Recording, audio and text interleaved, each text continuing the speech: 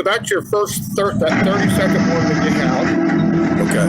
And then at the end, he'll play the 6-minute one. Gotcha. So it'll captivate the crowd. We'll build them up into, raise their eyebrows, captivating curiosity. Okay, we got 20 seconds. All right.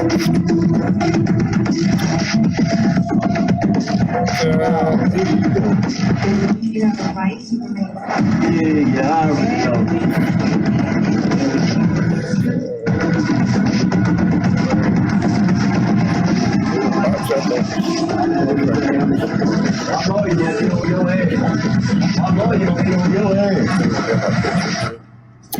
Okay, good morning, folks. This is David Monroe, Marilyn Monroe's nephew, with the Marilyn Monroe Show on Jess TV Live on Facebook. Yes, you can pick us up on Roku TV, Apple TV, Android TV, Fire TV, and the NCG Television Network in Lethbridge, Canada. Tremendous project with global distribution. That's at jessfm.ca or www.jessfm.ca or ssh101.com. So my name is David Peace Monroe. I'm your host. I'm the nephew of Marilyn Monroe actress soundtrack. I'm also the grandson of Jack Stubbs, prolific pioneering Hall of Fame legendary motion picture director, best of friends with Walt Disney, and Elizabeth Taylor and Mickey Rooney's booking agent and talent manager. And on the show today, folks, we bring you Chris Seagler from Texas. Chris is a bodybuilding competitor. He that developed into an acting career. Chris has done the Bosch commercial in the Super Bowl in 2025 as Macho Man Randy Savage impersonator in front of millions of people this year. And then he's created a film, Anderson County, about his growing up, about a true story about his life, places he went fishing and things when he was a kid. And then we've got another upcoming film that he has at the end. It's called John Clark. And so we're going to talk about all that today with Chris. Chris, welcome to the show. How are you today, big man? Yeah, I'm honored to be here, David. I've known you for a bit, and you're a very interesting guy. Well, thank you. I appreciate that, man. Not a cloud on the horizon. Business is going off well as planned out here in the Verdugo Hills. And, up here in my hometown, Marilyn Monroe's hometown, my grandfather's hometown. My grandfather went to high school with John Wayne down here at Glendale High School. And see, up in these hills here, it's a very iconic area for filmmaking. You had Steven Spielberg filming E.T. up here in 1978, Poltergeist, Chips with Eric Estrada, and Sons of Anarchy. So, they still do a bunch of filmmaking up here. So it's a great, iconic, kind of a magical area where, we live up here, and, tremendous amount of history and development in the motion picture industry. So I want to bring all the folks to this area and bring you to the area on the show. And Chris, man, great to have you on the show, man. Got a great career, and things that you put together, man, are just, fabulous. And your career in acting, you worked with Lee Majors, and my grandfather worked with Lee Majors. But I want to start out with your bodybuilding competitor and competition, and how that built you up into the Macho Man Randy Savage role, impersonator, and then how that developed into your acting career. Tell us about that, Chris. Well, in life, there's many chapters. Everybody's life is like a book.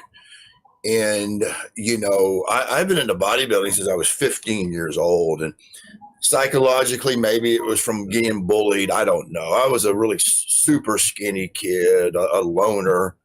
Got picked on a lot, but I don't know if that had anything to do with it or not. But I've always loved, I remember seeing Lou Ferrigno, the Incredible Hulk, and I was always mesmerized how you could make the human body look like that, and then Arnold and Pumping Iron, it covered the Mr. Olympia of 1975, but I've always been drawn to that life.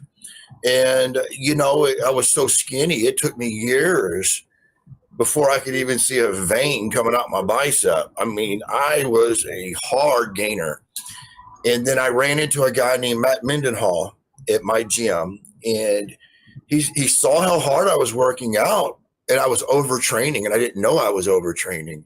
I was working out 3 and 4 hours a day and not eating. I thought bodybuilders ate lettuce and carrots, and I couldn't put on weight.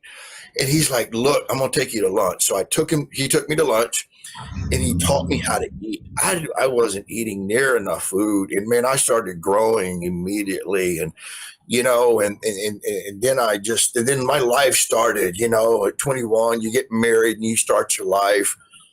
And, you know, I look back now, I never thought I'd become an actor at that time. But, you know, I guess I wasn't ready. God knows he has a plan for our life. And I guess I wasn't ready at the time. But I've always been big into history. And I loved doing war reenactments. And I would go to these war reenactments, and I'd see some of them were being filmed for the History Channel. And I got involved in a few. But I still didn't know anything about the movies. They were just little war documentaries. But I'll fast forward, I became a history teacher, and then I taught theology. I love the history of the church, and the church was a big part of my life with my family and growing up. So I got into teaching theology. I speak Hebrew. I speak Latin. So I found my calling at this chapter of my life was a teacher. And still doing the war reenactments and going to the gym. And then I'm a personal trainer, and I got all this stuff going on. Well, several years ago, a person came up to me at the gym, and they're just like, would you like to be in a movie scene? We need a big guy in a fight scene. And I thought it was a joke. Just, you know how that goes. So she sent me an email 2 weeks later, and it was a call sheet. I showed up. All I did was stand beside a pool table with a fight going on, but I had no idea my childhood hero, Lee Majors, was in the movie. And I remember getting to meet him. See, I grew up watching The $6 Million Man and The Fall Guy because, you know, I'm that age. That's my era. And here I am looking at Lee Majors. And I can tell you at his age, that man could still memorize his lines better than any 20-year-old. And I was just amazed. But I thought that was it. I went home. I thought it was a one-time deal. How cool was it? I can say I was in a movie. But I got a call 2 days ago from 2 days later from a stuntman that was on the movie. He's like, hey, do you want to be in another scene? I go, yeah, I would love to. And that happened to be in a movie with Tom Sizemore. And it just went from one to another. Now, me being a big guy, I was always the guy they wanted to kill. You know, somebody has to get killed in a movie. I was that guy. There was a guy that was going to get beat up. It was going to be me. So it was a while before I could get my guys better role. But that's how I got into the film industry. Was I guess I started out as doing war reenactments, and then a lady approached me to be in a movie, and it was just destiny. Right place at the right time. I didn't even know how to become an actor. I was just in the right place at the wrong time. I wasn't even going to go to that gym that day. It was a last minute decision because I usually go to other gyms, and that's how it started, man. And then I meet you online, and then you have a connection with Lee Majors. Tell us about that. Yeah, what a great deal, man. You work with Lee Majors. And so my grandfather was a legendary films director. He was best friends with Walt Disney. Walt Disney, the man, and his sister Ruth used to come up here in these hills, my grandparents' home, to dinner parties on a regular basis at my grandparents' house. And so it was my grandfather, it was Mickey Rooney, his agent, Elizabeth Taylor, and Walt Disney. So it was Walt Disney, my grandfather, and Mickey Rooney were referred to as the Three Amigos on the studio lots back in the day. And so my grandfather was the godfather of old school sci-fi practical effects. For instance, the Planet of the Apes. Planet of the Apes, my grandfather made all of those ape suits and things, and wardrobe and makeup, which was a lot of work, right? My grandfather was a pioneer, an inventor of old school sci-fi practical effects. My grandfather invented it on screen. And so when the $6 Million Man with Lee Majors on that show, they wrote in, the screenwriter came, they wrote in the legend of Bigfoot.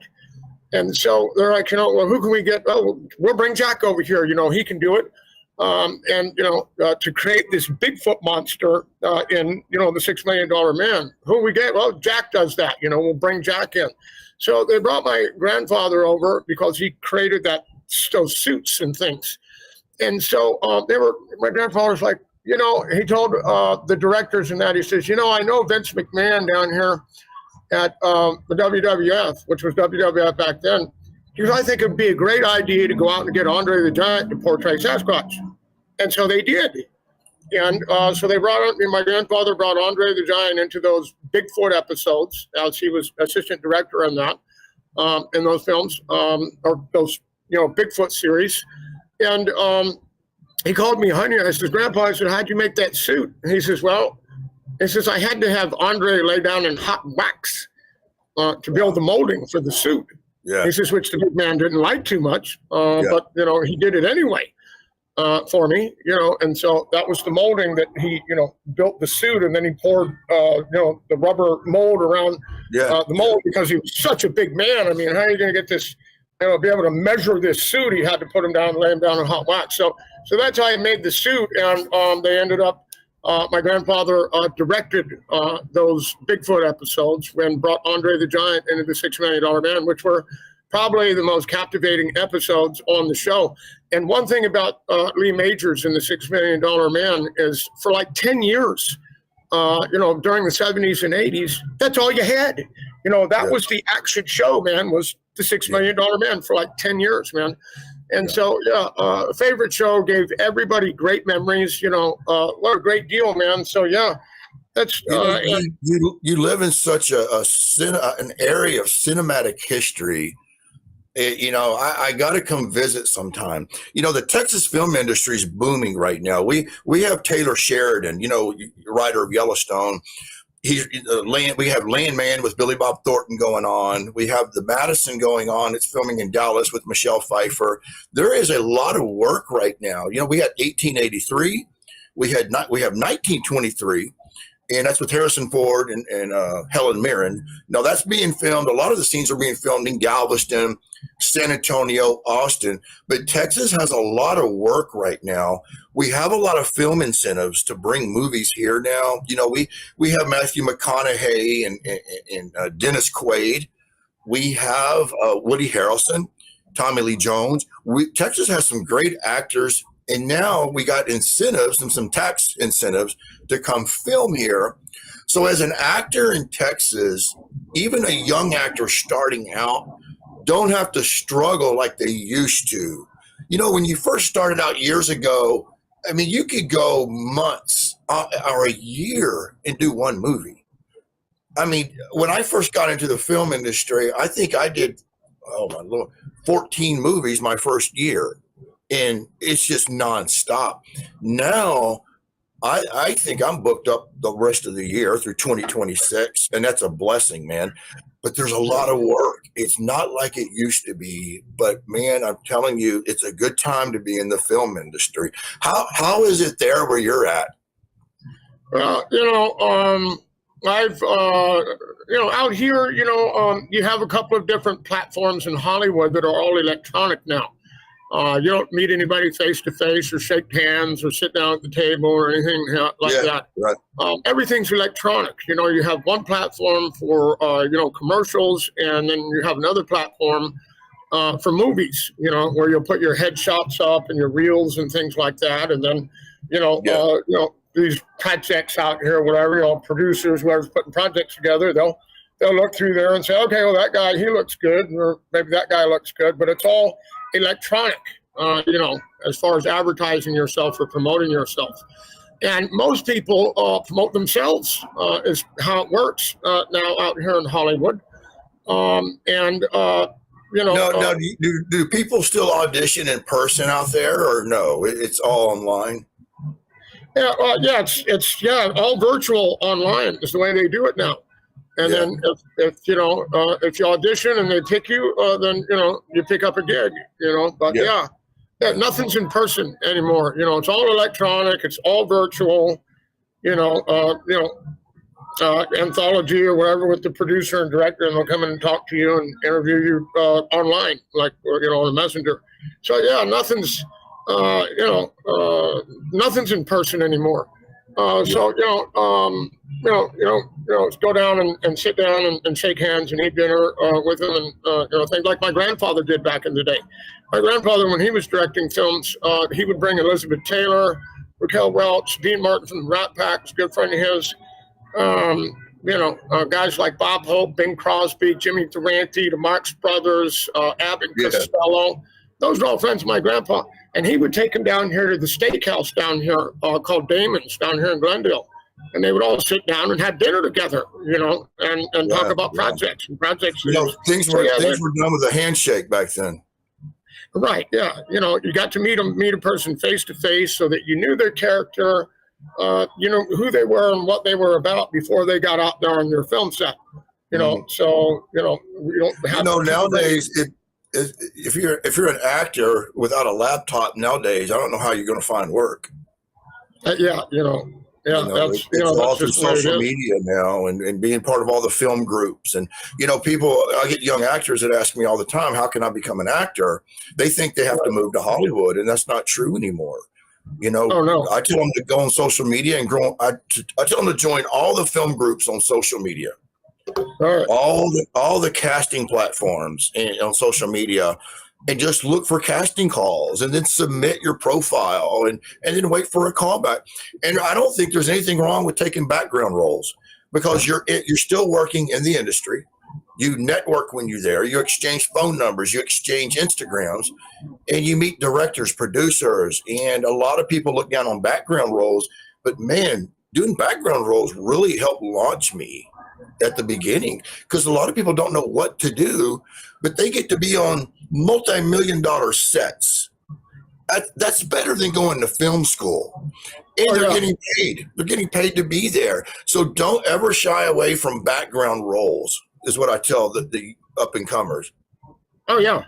Yeah, pick up whatever you can. Now, down here in Santa Monica on 3rd Street at the Promenade at the Farmers Market down there, they have a film festival networking event that they have like every couple of weeks or once a month that they have down there. They've got all kinds of filmmakers down there, man. And so, it's a network where that's where you can meet people, sit down at tables, shake their hands, meet them face to face, see what type of character they are, what kind of projects that they have. And, you really get to sit down and mingle with the people and network. So I like, telling people to go to events and, meet people face to face. Yeah. And, shake their hands. And, I think that's the best way to do business. Just a quick station identification break, Chris. This is David Monroe, Marilyn Monroe's nephew with the Marilyn Monroe Show on Jess TV Live. You can pick us up on Roku TV, Apple TV, Android TV, Fire TV, and the NCG Television Network in Lethbridge, Canada, a tremendous project with global distribution. And that's at JESS-FM or www.jessfm or SSH101.com. And so, bringing up these newcomers and new talent in the entertainment industry, you're great at that. People look up to you. The things that you've done, you're like a mentor because you've worked hard at this. And what a great deal, man! What a great, my hat's off to you, brother. You got to tell these up. You got to be. Everybody wants to be on camera, okay? I see them. And I've been on set, and I see these first timers, and they're literally elbowing to get on camera, and you got to be respectful, or no one's going to work for you. That might, if you get on there and you act like a jerk, that might be the last time you're on camera for good. You got to be easy to work with. God gave us 2 ears and 1 mouth for a reason. Listen, and especially if you're new, instead of being worried about being seen on camera, watch the director's work. Watch the PAs, the ADs, watch the producers, see what they're doing behind the camera, watch your cinematographers work, And that's like going to school. That's better than film school. Don't worry about getting seen on camera. Your time will come. When it's meant to be, when it's your time, it is your time. But be on set, be easy to work with, be polite, be nice. I'm sure you work with a lot of people that are not like that. Well, I've had a little trouble with these, low budget filmmakers and things. And, you get out there and, if you don't sit down at the table, you've got these other cast and crew people that come out. And some of these people, man, that's what my grandpa told me in the beginning. He says, man, here in the motion picture industry, the first thing you got to understand, Dave, called me honey. His first thing you got to understand is a lot of crazy people in this business that you're dealing with.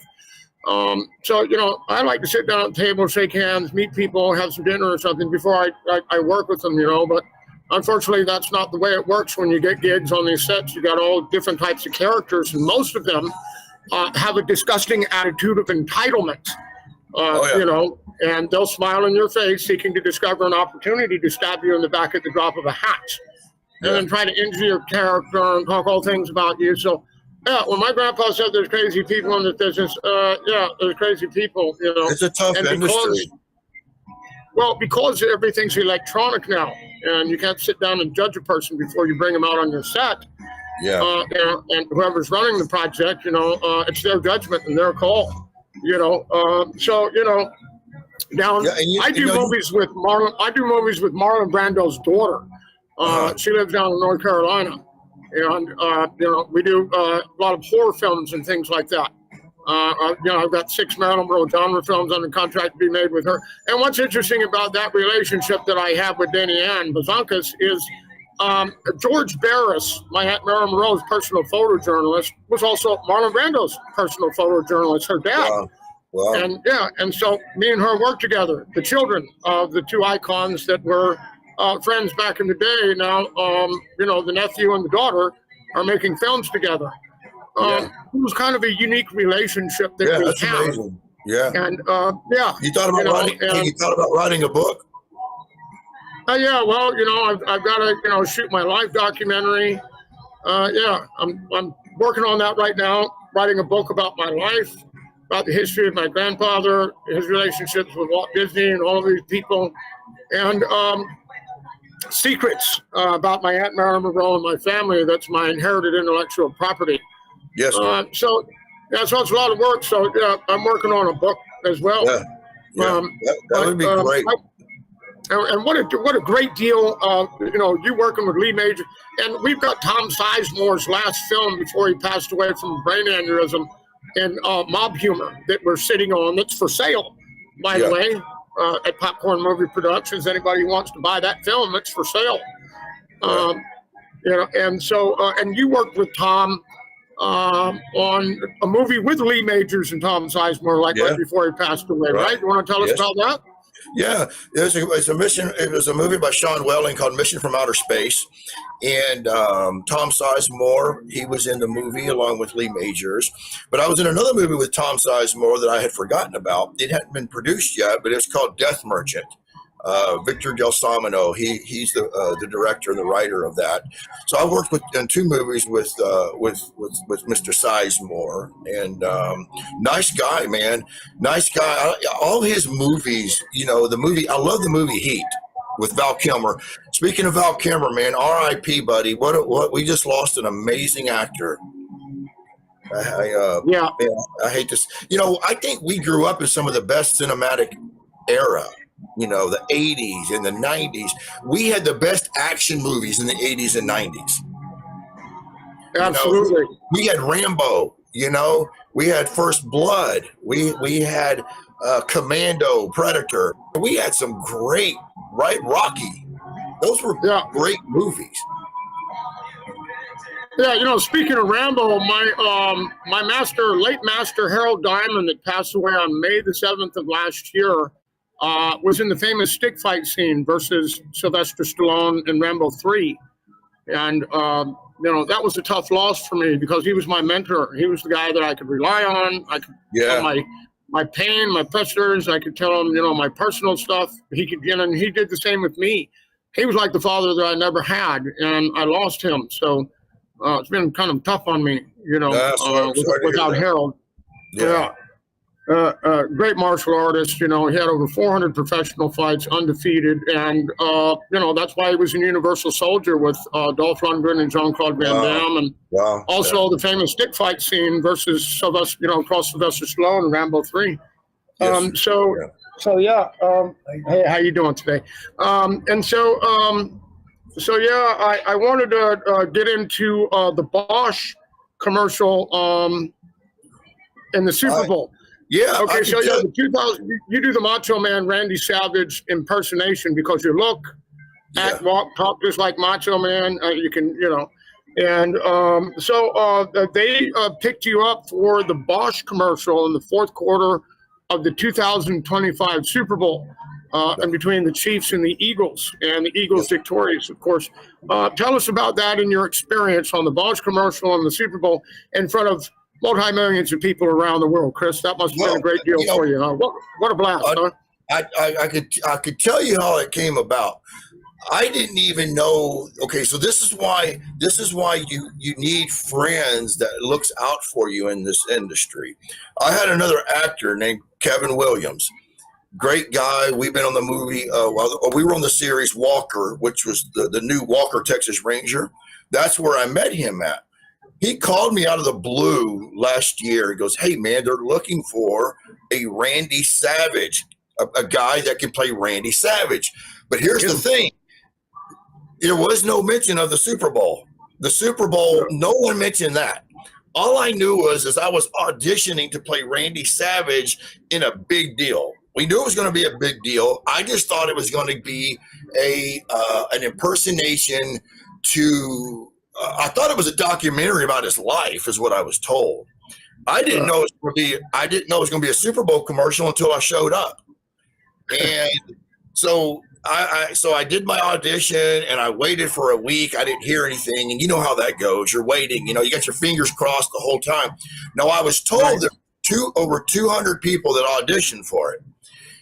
And the family, the ex-wife or the widow of Randy Savage had to approve me. So she actually had to approve my look in my audition. So when I found out that I got it, man, I was so excited. I mean, here I am, man. I'm gonna, they're sending me a plane ticket, and as an actor, that's important stuff, right? And so when I got there, you go to your room, but the whole experience. No, let me tell you this. I went when a Blue Norther had come in, and you seen what I had to wear. It was 24 degrees outside, and you can't tell that, but getting dressed, we had to get dressed outside. Now, we filmed it inside, but the waiting area was a steel container with no heat.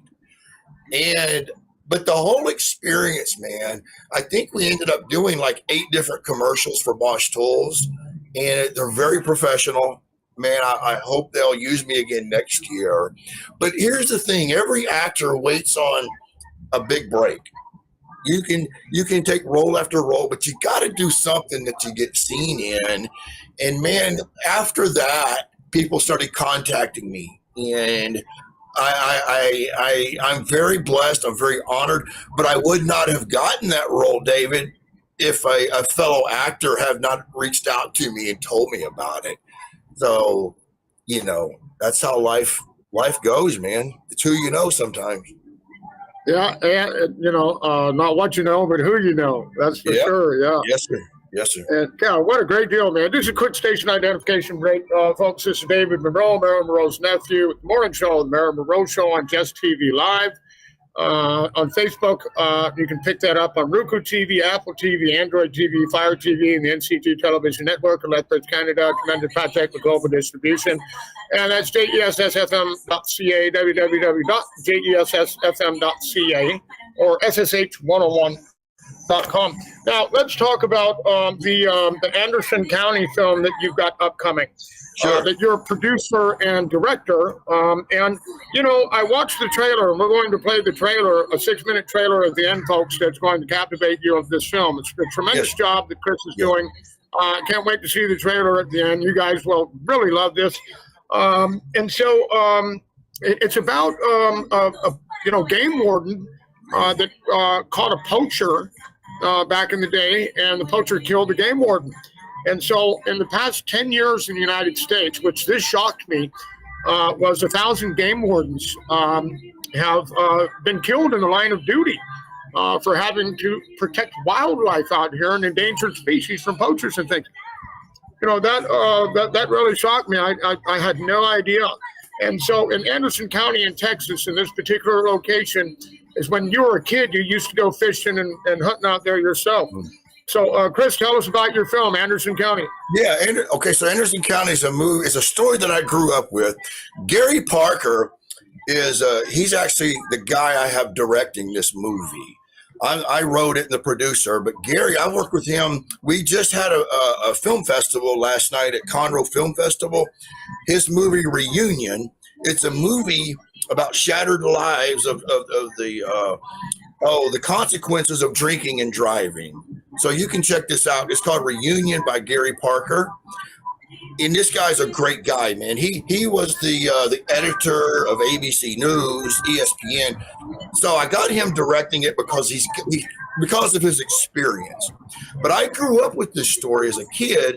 I hunted, and I always heard about this game warden that was murdered in the 50s by a poacher. The poacher hid the body in the swamp for 4 days. They did not find this body for 4 days. I've always loved our game wardens because they never get the recognition that they deserve. I love our fire department, but our firemen, they get recognition, our police. But if you think about it, a game warden goes into the woods, and whoever they go to meet, they're always armed. So a game warden is going into danger all the time. But I grew up with this story, and I knew it was going to be good, but I didn't know I was going to grow up and be an actor, and I didn't know I'd be in a position to make this movie. And this is going to pay tribute to our fallen game wardens, and we're actually filming it on location. So we got a great team together. We just finished the proof of concept, the trailer, and it's amazing, man. I got such a good team. This film is getting a lot of recognition. All I need now, David, I need a big actor now. So I'm hoping this gets seen and I can get a name on this movie because I know it's that type of movie. I wanted to film like the Coen brothers. Like, have you seen the movie No Country for Old Men? Sure. This is the style that this movie is being filmed in. The story is so good, it don't even need background music. I mean, we're going to have a score, but the story is so good, it doesn't even need a lot. But I'm hoping to get a big name to come on board. And man, let's get this movie seen in Hollywood, up in your neck of the woods. Yeah, what a great deal. You get this proof of concept and trailer, and you can use this interview as a type of a pitch deck as well. To shop it around. I'll shop it around in my network. You can shop it around in your network. I'm part of Black Hollywood out here. I go to entertainment circles, and I can bring these project in and shop it around my network, your network. And we can get a big A-lister up in here. It is that type of film. And I watched the trailer that you sent over this morning, and it's incredible. And the viewers are going to be able to see it in the last 6 minutes of our interview here. And so what a great deal. And so also, and the game wardens, they don't get recognition. Yeah, those guys are going out into the woods. You got hunters, those guys are armed. And it's shocking. I had no idea that in the last 10 years 1,000 game wardens have been killed in the line of duty. That's an average of 100 game wardens a year in our country. That are killed in the line of duty. That shocked me. I had no idea. Hey, David. I tell you what. So this was awesome. So we had a widow of a game warden who was murdered in the line of duty. She reached out to us and thanked us for making this movie. Not only that, David, she brought her husband's old game warden uniforms, and our lead actor that plays the game warden wears his uniforms in this movie. I mean, this is and I actually cast her in the movie. She has a scene in the movie too. She lost her husband in 2003 to a game warden incident, and here my lead actor is wearing his uniforms. So this movie goes deep. Yeah, it's a tribute to the game wardens, and actually wearing the uniform of a fallen game warden in the film. So that's real heartfelt to me. My uncle was a homicide detective out here in Glendale. I used to work for the Fraternal Order of Police, down in Florida. So I've had, been involved in law enforcement all my life. They don't pay those guys enough, man. They're just out there, and the game wardens especially, they're just protecting the wildlife and endangered species out there that keep our ecosystem the way it should be. God's creatures and things. And, people want to kill those animals and cut their heads off and mount them up there. And, I've got this trophy up here and things.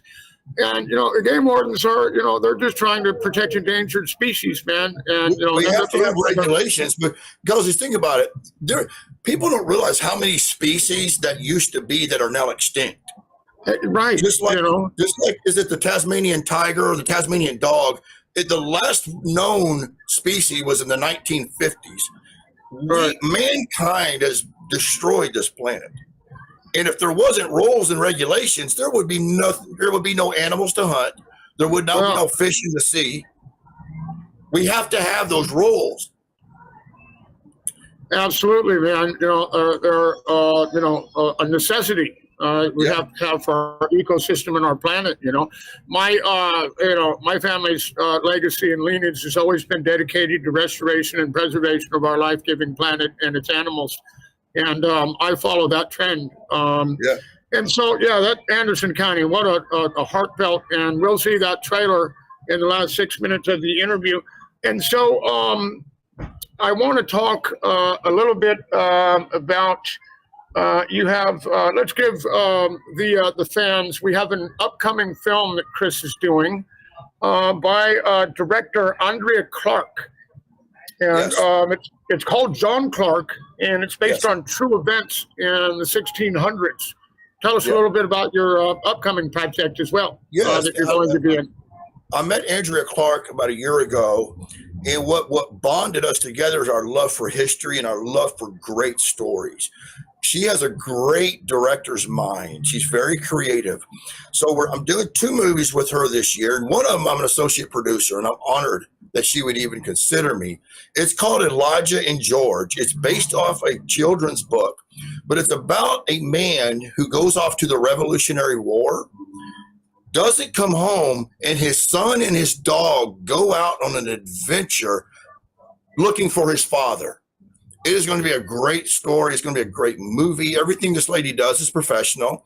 Next movie is called John Clark. It is based on one of her ancestors, John Clark, who was a Baptist minister in England. He escaped religious persecution in the 1600s, came over by ship, and that's where the story starts. So that's called the John Clark story. I don't want to give away too much. And that will be going on this year also. But Andrea Clark, man, got to look her up. It's called the John Clark story and Elijah and George. Now, I'm also filming a movie. I'll start as soon as I get done with this interview. I have a movie called Ghost Train by Reese Griffin. It's a movie about trains. It's a really neat concept. Each train has a personality. So it's kind of a neat thing. I think kids will like it. Adults will like it. Another one I'm working on is a detective story called The Big Snooze. That's with Cordell Taylor II. I'm also Landman, Billy Bob Thornton. Okay, I got to give them guys a shout out. Billy Bob's such a nice guy. Even in real life, he is just as sarcastic like Bad Santa.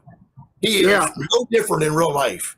He is he's the funniest guy you'll ever meet. And he don't care who's standing around you. He's sarcastic and we love him. French fried potatoes and mustard. I like the way he talks. And then we got exactly. It ain't right what you done to that boy. Yeah. I told you to leave that boy alone. Doyle. We got the Madison. That's another Taylor Sheridan. That's with Michelle Pfeiffer. Okay. Now, Yeah. Dovey's Promise, we just got through. It just hit the theaters. Dovey's Promise by Ralph Klink. He's the director. It is about the real life civil rights attorney in the 60s called Dovey Roundtree. And it's based around JFK's mistress. That's a good movie. It is streaming right now called Dovey's Promise. And we're also getting ready to start the second version of Washington's Armor. Now, Washington's Armor is streaming on all the channels right now. But we're fixing to start the part 2 called Washington's Armor Bulletproof by Tammy Lane. So we got a busy year coming up. And then I got to make time to come visit you and take you to lunch. Hey, I'd love to show you around. We can go down Hollywood Boulevard. I can take you down to Sunset, man. I know LA, Orange County, Anaheim, San Diego, Santa Barbara, all the way up to, Monte Rio, Sausalito, San Francisco. I would love that. Oh, dude, yeah, I know, I've traveled the country, from East Coast to West Coast 5 times in the last 3 years, I've done 3 films as an actor. I helped to open a boxing gym in assistance with the Indiana Pro Boxing Hall of Fame up in Indiana. I've been a busy guy too, and I do my TV show and things, and we may have some upcoming projects. I've got 6 Marilyn Monroe genre films under contract to be made with Marlon Brando's daughter, so that's something that perhaps your network can take a good look at in the future as well. Yeah, I want to, and if we get the budget, I'm going to bring you over for Anderson County. Yeah, that would be great, man. I'd love to get there, even if it was a small cameo role or something, bring you down there, man. That would be a great deal, man. That would be much appreciated. Of course. Yeah, and just a quick station identification break, folks. This is David Monroe, Marilyn Monroe's nephew at the Marilyn Monroe Show, the morning show, the Marilyn Monroe Show on Jess TV Live. And you can pick that up on Roku TV, Apple TV, Android TV, Fire TV, and the NCG Television Network in Lethbridge, Canada. Tremendous project with global distribution. You can pick that up on ssh101.com, jessfm.ca, or www.jessfm.ca. Okay, and so where can people find you on social media? Do you have a Twitter? Do you have an Instagram, Facebook, and different platforms that people can find you at, Chris? Yeah, I'm my IMDb. I got to start getting more people to view it. What's it under? Christopher K. Christopher K. Seagler is my IMDb. So all my projects, I've finally got that pretty much updated. I think that's another thing. That IMDb, as you know, will drive you crazy trying to get that thing, up to date. A lot of actors just give up on it. But anyway, so my film resume is on IMDb, Christopher K. Seagler. And then my Instagram is Chris Seagler. My whole name, but spell it together. My first and last name is together, Chris Seagler. Okay, fabulous. And then they can pick you up on Facebook, Instagram, Twitter. How many of the social media platforms do you have, and what do people look you up to find you there? Well, okay, so if you we're taking donations because I want the Anderson County movie. I want it to be Hollywood grade movie. You can go to AndersonCountyMovie.com. That is our website, and we got all kind of sponsorship deals. If you want to be a producer or whatever, and okay, so you can look at the Super Bowl commercial is on YouTube under Bosch Tools. There's about 8 of them on there, about 8 commercials for the Super Bowl with Antonio Banderas. Can't miss those. Antonio's down there too? Yes. Yeah. Number 1, Antonio Banderas. That was good. Great movie. That guy's great, man. Oh, you gotta love him, man. Yeah. Yes, sir. Another great actor, man. And so, so they can pick you up. So the Anderson County, that's AndersonCounty.com. AndersonCountyMovie.com. Movie.com. Okay, so you folks can pick him up at AndersonCountyMovie.com. and that's where you can make a donation for like an executive producer rolling credit Yes. on the movie. Yeah. Okay, yeah. So you can donate. You can purchase, your name as an executive producer to help with the production of the film, folks. Yes. Which is a great deal, a great iconic film upcoming, and have your name on it in rolling credits. Wow, that's iconic. That's something that lasts forever. Yes. And so I would highly suggest to, check that out and, make a donation towards the production for Chris and his film, and have your name as a rolling credit on the film. What a great deal that is. Yeah. And so you got a bunch of tremendous upcoming projects, and the Macho Man role, that you did on the Bosch commercial, in the interview, my grandfather worked with, Andre the Giant, and Macho Man was a legend. Yes.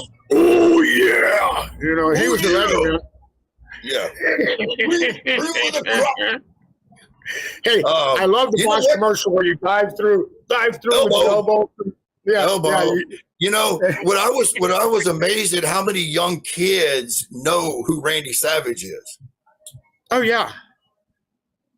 Yeah, because I stayed in my costume all day, even outside in public, and kids would come up to me and go, "Oh yeah," and they were little, and they knew who he was.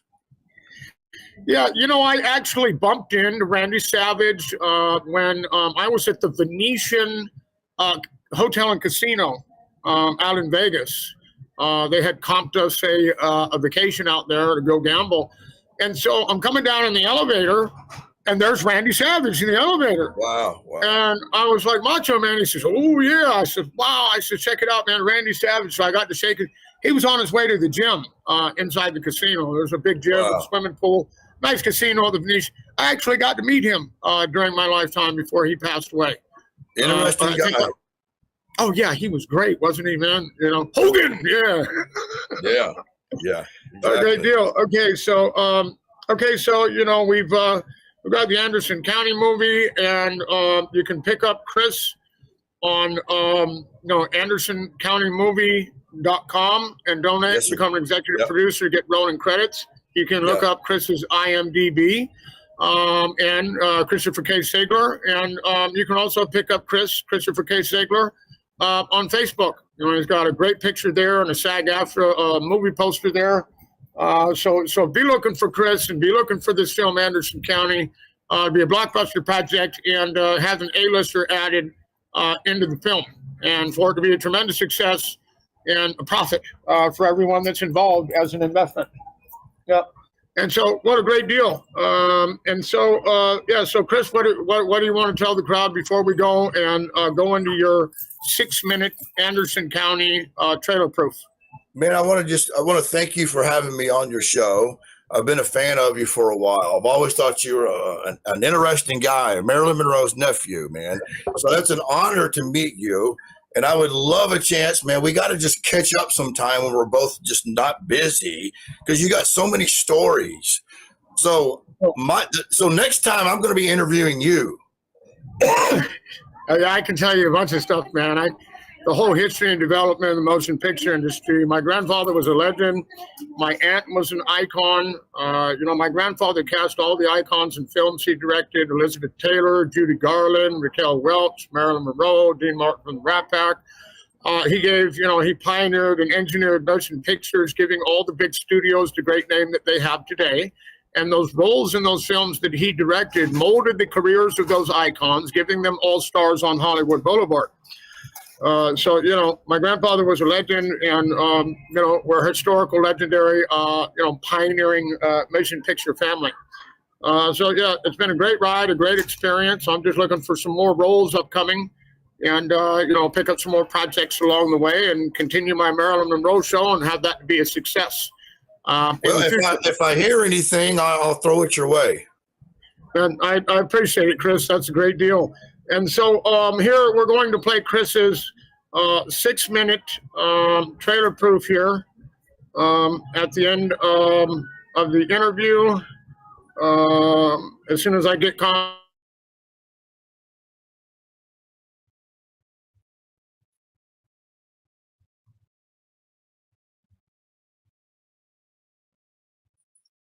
Connection problem.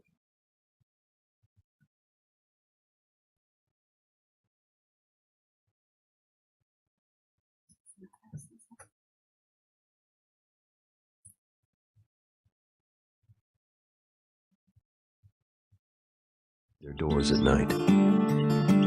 I grew up in that time, always drawn to the old-timers and their stories. Never missed a chance to listen, but they go too soon.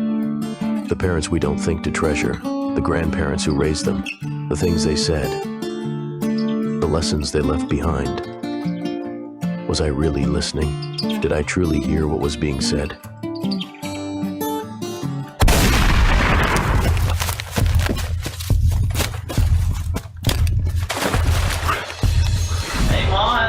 Can't complain, but I probably will.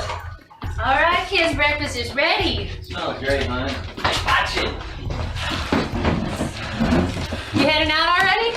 I am. I gotta go let the pipeline boys in. They've been smelling gas for 2 weeks now. Paul, what you got going on today? I have errands in town, and I have to head to the market. I think I'll bring Mama with me. Depends on how much time we have.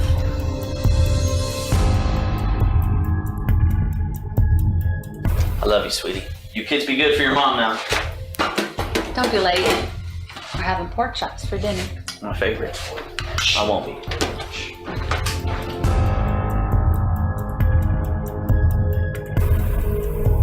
Hey, son, hold up. Look, what you're doing ain't no normal job. You understand that, right? What you're doing, son, you're taking a man's livelihood. You're making him stop. These people have families. I just want you to be careful out there. You understand? I ain't out here trying to ruin folks' lives. I know that. But I will do my job to the fullest. And you know that. I do. Just know that not all people see it that way. I know. Just be careful. I love you. I love you. All right.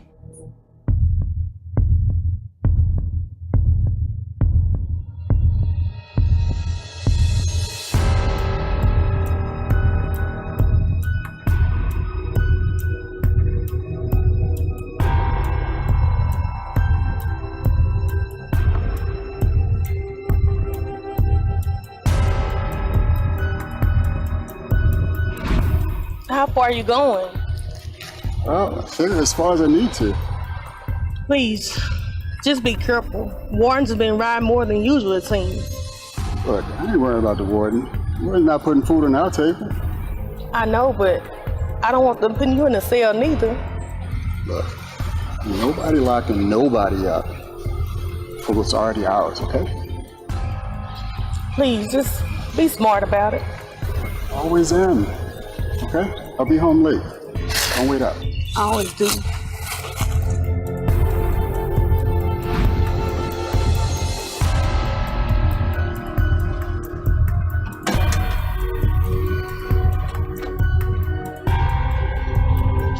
Yeah. Hey, Gus. How you doing, man? See you. It's good seeing you too. Got some fresh coffee if you want any. Man, that sounds good. I'll tell you what, might take you up on that. Yep. So, here we go. You saved me a cup. All right, be careful. Watch yourself out there.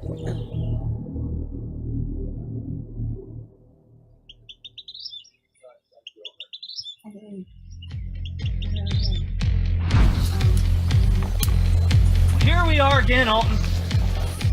I told you before, you can't be here. Well, a man's gotta feed his family. Stop!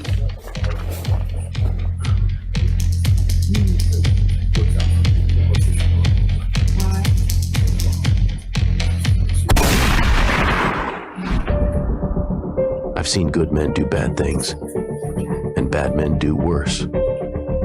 But sometimes it's hard to tell the difference.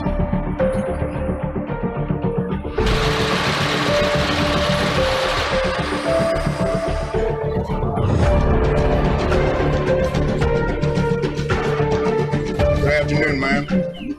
Is Alton Paris home? He was. I'm not sure if he's still here. Can you go inside and check and have him send him out? Yes.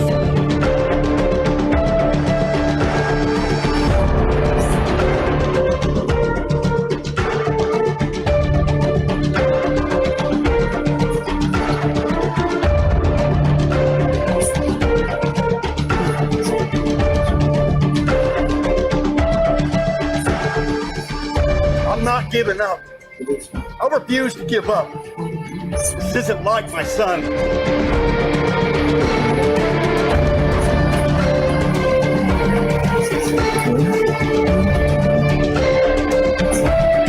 The truth doesn't always set you free. Sometimes it just lays heavier on your shoulders.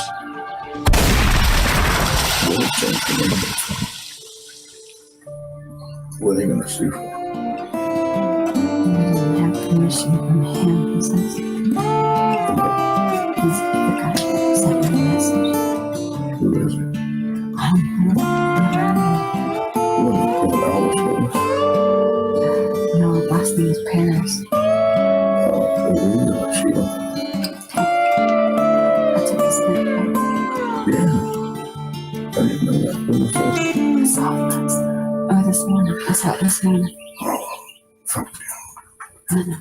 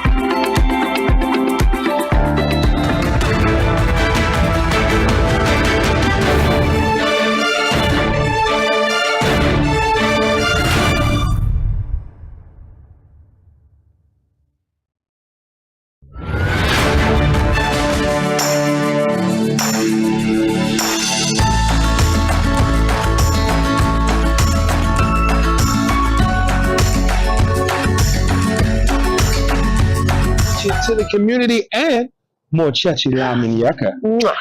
All right. Jess TV every Tuesday night. Who got next?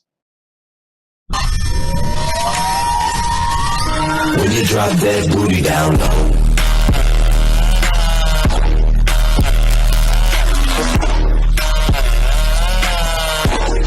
When you drop that booty down low. You know what it is. It's your man Jay Woo. And your girl Chachi La Muñeca from Who Got Next Radio every Tuesday night.